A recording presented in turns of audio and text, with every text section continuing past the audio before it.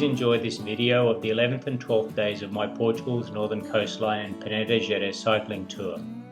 Over these 2 days we'd ride a total of 148 kilometers to reach Marinha Grande via Figueira da Foz, where I'd overnight at Hostel 402, as I'd already done on the outward leg. The main narrated part starts at the 1 minute and 21 second mark, so feel free to skip ahead should following a GPS trace of the route that Matilda and I took be too overwhelmingly boring for you.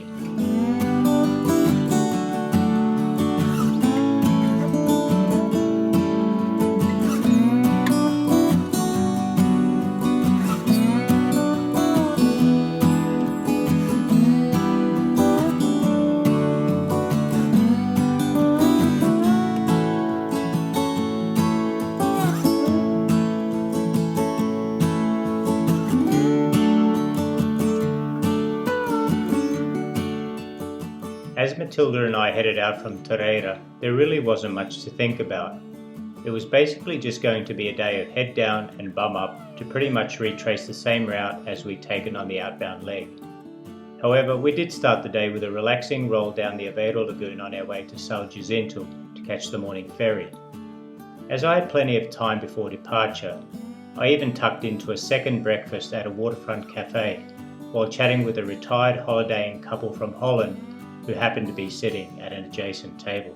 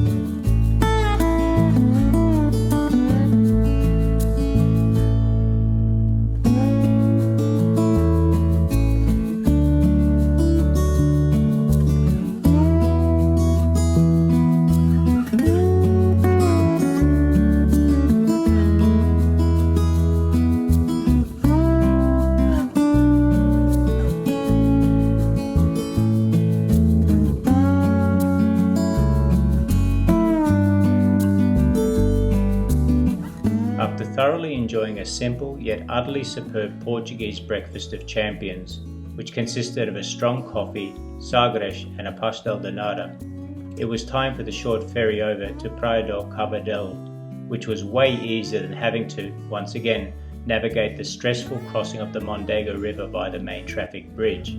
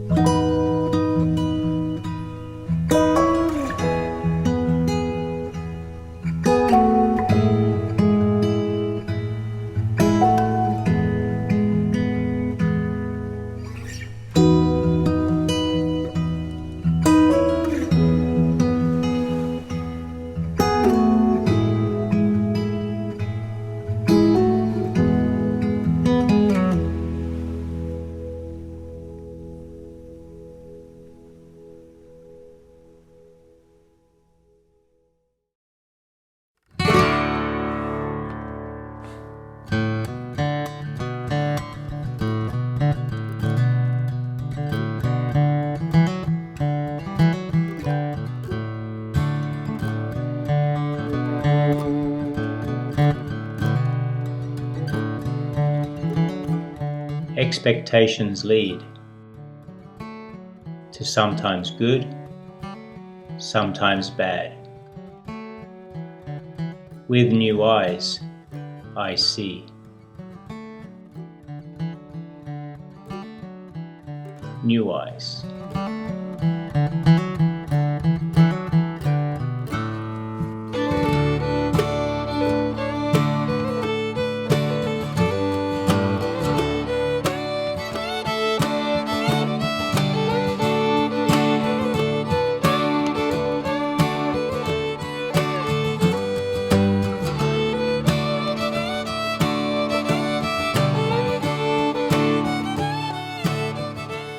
We followed the Eurovelo 1 bike route before deviating inland at Lagoa de Hervedeira.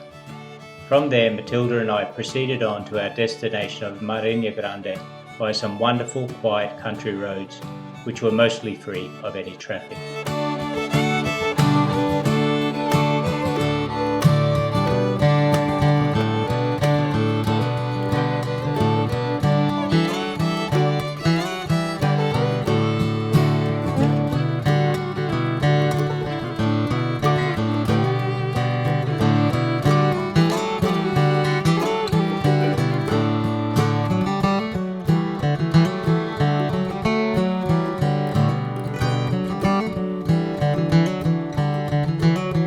We stayed at the wood, steel and glass hostel, and while I won't go into any greater details, I'll just say that I was quite unpleasantly surprised at the quality of this place, including the service provided.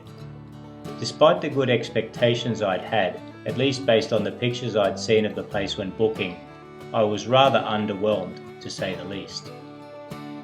I'll also add that spending the night sharing a dormitory with half a dozen rough and rowdy Spanish labourers who were working in the area added an extra twist that I could have very well done without after a long day in the saddle. I suppose when travelling on a budget you have to be prepared for anything, and I guess that's what ultimately develops one's ability to accept uncomfortable situations, and via that, the resilience to meeting the wide range of challenges that life can throw at you. So, in the end, it was all good.